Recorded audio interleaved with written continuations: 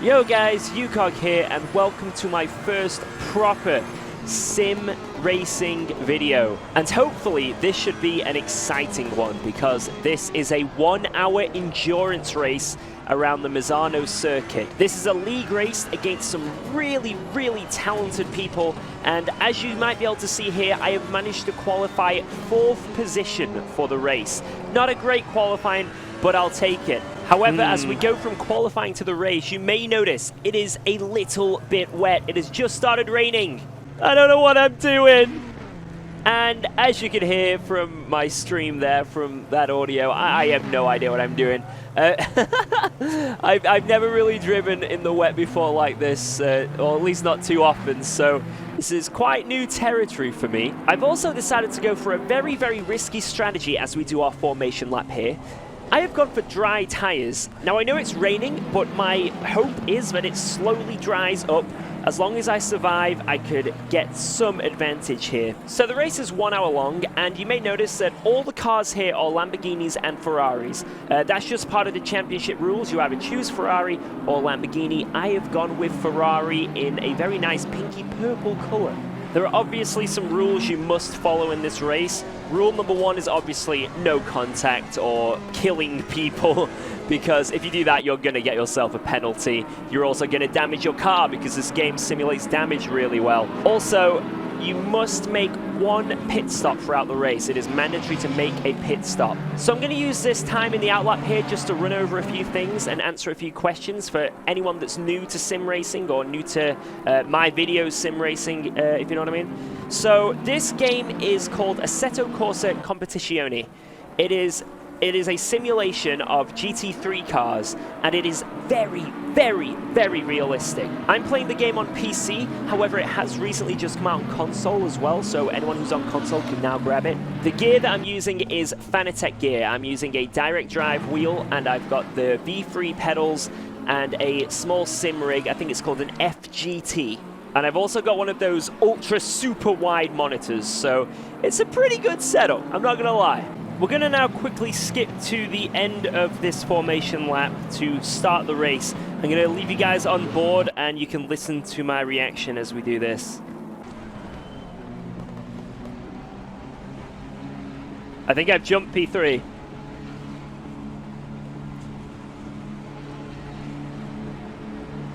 Green light, go. Yep, I've jumped P3. Car on the left. Clear on the left.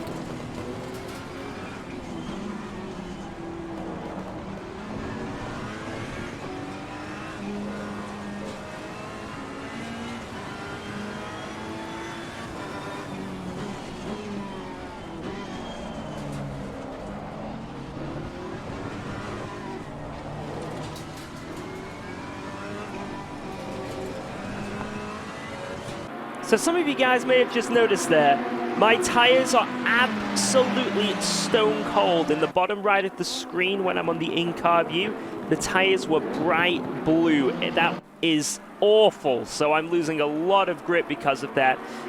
My pressures are also really low. You want to have your pressures around the 27.5 range. So I'm sliding around everywhere. And as you see here, I'm going to lose the position that I gained off the start. We managed to get up into 3rd place before, but now we've been knocked straight back down. So I am really struggling, as there was an incident in the back there. I'm glad I wasn't involved with anything like that. But yeah, the goal now is to just try to hang on. I want to see how well I can do on these dry tires. There was also a message that came up earlier as well, informing me that wet tires are the optimal tire to be on. They are confirmed the quickest tires. So I have made a little blunder, so it seems, at the start of this race. But it could all change. I mean, if the weather just dries up even just a fraction, that could be a second, maybe 2 seconds a lap. So, like I say, we just got to hold on to the back, damage control for now. If we can get through the worst of the weather, if it dries up, we could be in the clear. Obviously, we've got a pit stop to make as well, where you are allowed to change tires. So, you know, this strategy is a risky one. It is a risky one. So if it doesn't dry up, I guess we got to change to wet tires, and we've lost time. But Let's just wait and see as we get alongside another car, and oh, it's really tight. Oh my God, we come together. We come together, and you know that rule I said about not hitting people? Oh shit. However, having looked back at that on a few replay cameras, and also with in these lobbies, they do have stewards that look back at incidents live and can dish out penalties. They looked at that and declared that a racing incident, no penalty was given. I had the inside still, he was on the outside, and he sort of shut the door, but they came to a conclusion that was just a racing incident, so we got away with that one. However, we did pick up a little bit of damage, so going to be slightly slower every lap. But we can fix that in the pit stop. It's going to cost us a tiny bit of time in the pit as well, but it means that our final stint, we won't have any time loss. But by all means, let me know in the comments, am I guilty for that move, or was the other guy guilty? Let me know. Anyways, we're now going to skip to the start of lap 3, and as you can see in front, the Lamborghini has really struggled this lap, which has allowed us to close in. So his wet tires must be cooking. They must be really cooking. And he makes a mistake, in fact. He slides on the curb, and that promotes us up to 3rd position, a podium position. This weather is just brutal right now, so it looks like the Lamborghinis are really struggling. The Ferraris are slightly more dominant in the wet, but the front two drivers have just left us. They have left the field behind. Skipping ahead again here, the gap has grown a lot to the leaders, and also the car behind is closing in on us, the white Ferrari, if you just see in the background there. But yeah, the leaders have managed to pull away. I think it's Cruiser who is in the lead, or Kreuzer, however you want to pronounce his name. If we go into the in-car camera here, Lucas Kreuzer is ahead. It's nearly 10 seconds, and we have Niels right behind him as well, so they're having a little battle at the front. But for us, I mean, damage control. However, our times are coming down slightly. They are quite consistent, so hopefully that's a good sign. Maybe these dry tires are going to do as well, but we have a little off. As you see there, we went a little bit wide, and it's not good to do that when you're on dry tires in the wet, because you're going through the puddles, you're going off track, you're just making them colder. Another little mistake there. It all adds up. So, and another little mistake there. As you see, we just keep going a little bit wide every single corner.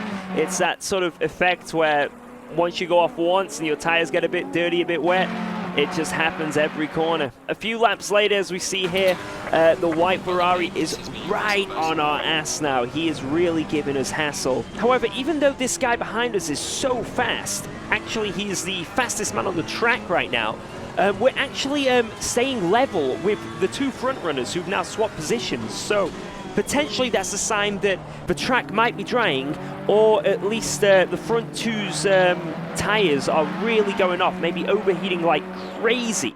So that's definitely a sign of good things to come, hopefully.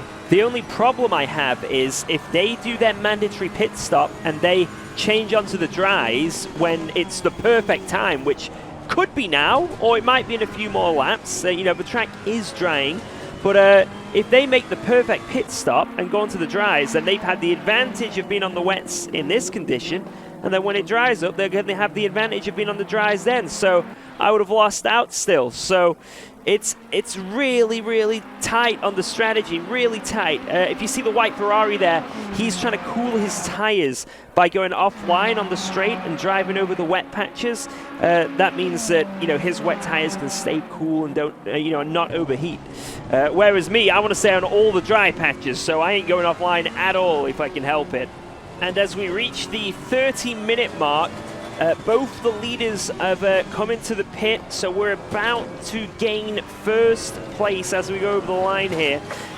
Doricott is still right behind us, giving us a lot of grief, but we've managed to hold him back for the past 10 minutes.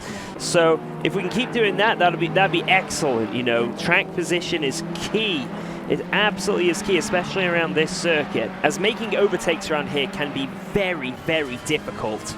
But the real question that was rattling my mind right now, and pretty much every single one of my viewers on my live stream, is what tires did the leaders change onto? Have they changed onto dry tires, or have they gone for the wet compound of tires again? And also, when should I pit? I mean, it's 30 minutes into the race. Should I pit with them? I mean, 30 minutes is technically the best time, right? Halfway through. But I was just so determined that it was going to dry up. And if it dried up, I wanted to change my tires then. So I had the freshest tires to absolutely attack the front runners. As we now skip to almost 14 minutes completed of this race, 22 minutes to go, every single person on the track had pitted except for me. And at this point, I noticed it was drying up. Very, very slightly. It was drying up as this guy behind me nearly crashes into me. My tires were absolutely dead. So I thought, this is it. This is the moment. If I pit now for fresh tires, it means I can set my pressures so they are absolutely optimal for the temperature it is right now. And also it means I can fix that little bit of damage that I got at the start. So now we've just got to perform our pit stop well. All of this is manual, by the way, on this game. So if you make a mistake in the pits, if you don't set your pit limit, if you don't stop right on your marks, you're fucked. As you see here, I stopped a little bit too far forward, so I had to reverse. Terrible, terrible, terrible. So that cost me another few seconds there. It's okay. But now we just got to wait. We just got to wait for the pit crew to change my tires and add the fuel and see how far behind we are going to be in comparison to the leaders. I mean, it was roughly 10 seconds when they first pitted. So where's it going to be now? If it's 10 seconds again, then I guess I've lost no time. You know, and that's what we're hoping for, and then I can be really quick with these dry tires. But if I've lost more times, that means that the wets are still the optimal tire. Come on. And this could be a very, very bad choice. Also, oh my god, is this pit lane long? How are we not out of here yet? This is going to be more than like half the video, me performing a pit stop. But we make it out. Here we go. Come on, come on. We're not even out. Wait, we're not out yet. I thought we were out. Now we're out. Oh my god, there we go, zooming away. And if we check the bottom left here, we can check the split times. And where are we? Oh my god, okay, we've lost time. We are now 12 seconds behind second place and even more behind the guy in first. We couldn't actually see that because it was cut off. But yeah, that doesn't look very good. That doesn't look very good at all. So I just really, really want to complete a lap and see roughly what sort of times we're doing. Surely it's got to be quicker, right? Surely. So we're going to skip ahead here and let's see my reaction.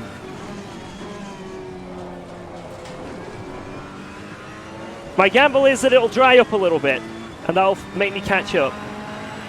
Oh my god, a low 41! That lap was over a second quicker than the best lap I'd done all race so far. And I was going quicker. It felt like it was just going quicker and quicker. And the time from the guys in front of me has come down as well. It was 12 seconds to the guy in second before. Now it's 8 seconds. So we are closing so fast. So I continued that pace for another 3 or 4 laps. And look at this. We are now 3.5 seconds behind second place. 2.5 seconds behind third place, and I can confirm that first place was only another few seconds again up the road. So at this pace, with about 12 minutes left, if all goes well, there's a chance we could even win this race. And just 2 laps later, look where we are. We are right on the back of third and second place. And it became pretty apparent here that the leaders, well, all the cars in front of me right now, all 3 cars ahead of me on the track for position, all over the place. They are on wet tires. There's no doubt about it. They're all going offline to cool their tires. They're sliding around everywhere. This is my opportunity, man, if I ever had one. I've just got to make sure that I do it cleanly. If I make the overtake, it's got to be clean. Because in these tricky conditions, you know, mistakes can easily happen. So I'm biding my time. I have plenty of race time left to do it. So I just got to find an opportunity, make a move. No mad sends, no mad sends. You see here, I get so close because of his rear end stepping out there. That was almost a crash there, to be honest. And again, his rear steps out, and we just carve the cake and slide one up the inside. And Niels tries to come back at us here, but we just can outbrake him by so much because of our grip. And I mean, I didn't even need to defend. We just got past, and we're now on to the next one. Third place reacquired. Let's try and hunt down second. And it's just one lap later, and we are right on the back of Doricat now in his beautiful white Ferrari. We couldn't make the move that we made on Niels here. We couldn't make the move there, but one corner later we are here, and we're so close. Should we send one down the inside here? It's a risky move. He defends. We go around the outside, but there's not enough grip on the wet patches. Remember, I'm still on the dry tires, so offline can be very slidey. But we get a good exit, and we're now in the suck zone. He's sucking us along. We go for the inside. We've just about got the line, and he goes a bit wide. He went offline, and that actually sent him a little bit wide. So, quite an easy overtake there because of a slight error from Doricat. He could have kept it a bit tighter there. Fucking hell. But that doesn't matter. You know what it means? We are now in second place, and now we are chasing down Cruiser for the victory. And he's right there. He's literally right there. We can see him. 5 minutes to go. That's probably about 3 laps, maybe 4 laps. We can do this. As long as I just stay consistent, keep pumping out these laps. This strategy has worked so well. And now 1 lap later, we are very, very close to the back of him.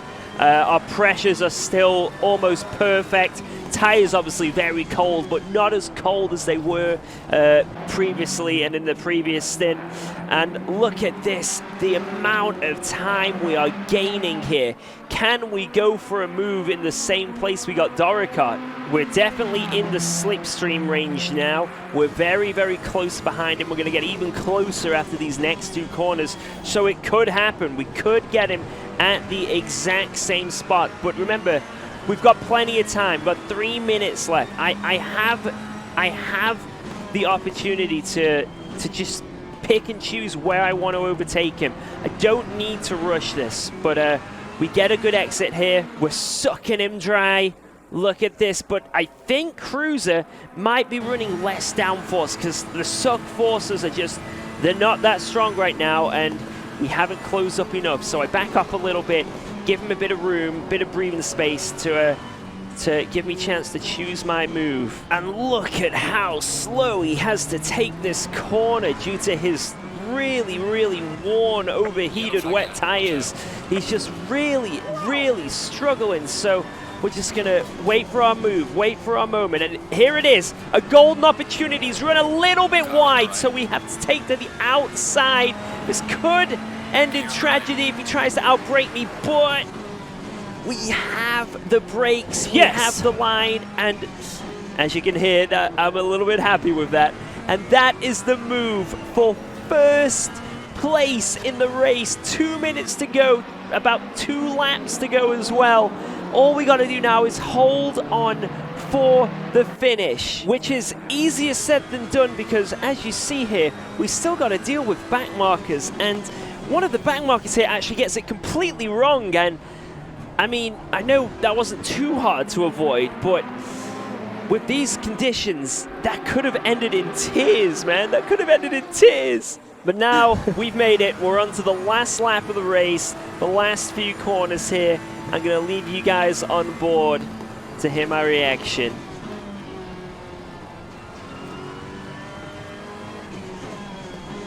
Yellow flag, be careful there.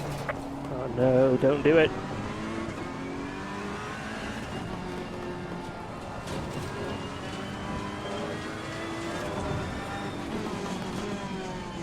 Oh my god.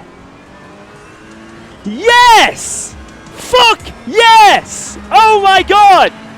Excellent job, man. Holy shit! Bring it back close. Holy shit! Oh my god! Oh my god! Oh. Yeah, I was just a little bit excited and hyped over that, but I mean, what can you expect? That race was absolutely crazy. This was a league race hosted by the Sim Grid. So if you want to check them out, they've got I think they've got a website now. If you just Google the Sim Grid, they've got a Discord as well. I might even leave some links in the description if you guys want to join up as well. It's so much fun. Congratulations to all the other drivers in that race for being so clean and putting up such a good fight. Oh, it was just amazing. And I think out of all the races I've done over the past month of coming back to sim racing, I think this one was the one I wanted to show you guys. This one was the one that just, it felt special, man. It felt so good to take that W. So if you enjoyed this video, please smash that like button, write a comment, let me know. This is the first proper sim racing video I've done on this channel in this style, so you know, if you guys like it, you know, it'll make me want to do more. Also, feel free to suggest anything you want me to do, like any challenges or specific tracks, car combinations. I don't know. Suggest anything. I mean, we could do some last to first challenges. They're a lot of fun. Just let me know in the comments. Thank you guys so much for watching. I really hope you enjoyed that race. Have an awesome day. Peace, guys.